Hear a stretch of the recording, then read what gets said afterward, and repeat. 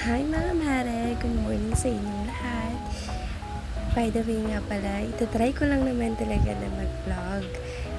Hindi naman talaga ako vlogger and I know naman na yung boses ko is hindi ka vlog-vlog. Pero ganun pa man, I try my best. Pagpasensyahan nyo na yung boses ko mga mare kasi talagang ganyan na yan. Parang malat na parang ewan na parang hindi ko matanto.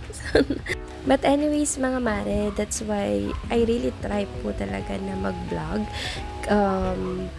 Linis serye sa mga nakikita kong mga vlogger. I really inspire to them na kung paano nila pagandahin yung bahay nila, kung paano nila linisin yung bahay nila. Talagang nilulook up ko sila doon. That's why I try to myself na gawin yun and gawing motivation po yun sa lahat ng mga napapanood kong vlogger kasi ang lilinis ng bahay nila talaga.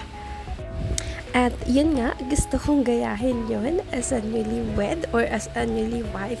Gusto ko ding madatnan ni Mister yung bahay namin na uuwi siyang malinis, maayos siyang bahay. That's why I try right now na mag-renovate ng ilang parts na itong inuupahan naming bahay.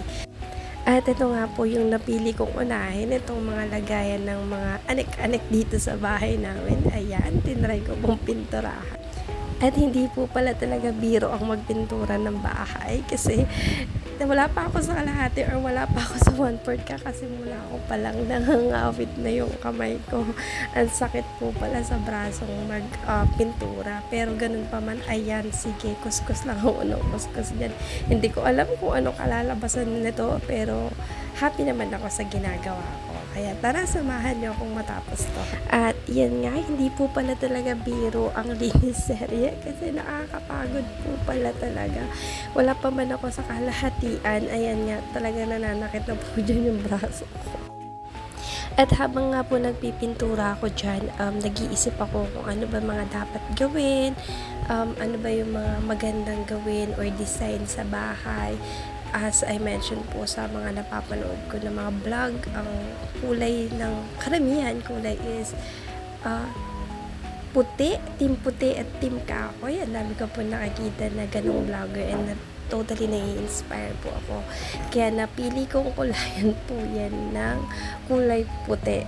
Pero originally po, ang gusto ng asawa ko o ni Mister ay kulay black or color black and color white combination. Pero dahil nga nai-inspire ako sa team puti at team kahoy, itatry po natin na ma-achieve yung motif na yan sa bahay namin. Kaya samahan niyo po ako sa journey ko na pagandahin or pagandahin itong aming mini kusina na maging team puti at team kahoy. And thank you so much po pala sa mga sa inyo na nagtiyaga na manood dito sa mini vlog ko.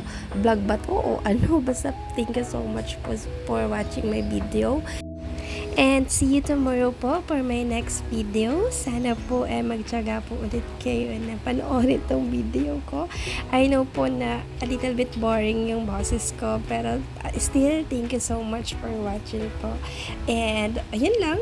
Thank you again. Bye for now and see you on my next mini vlog. Bye-bye!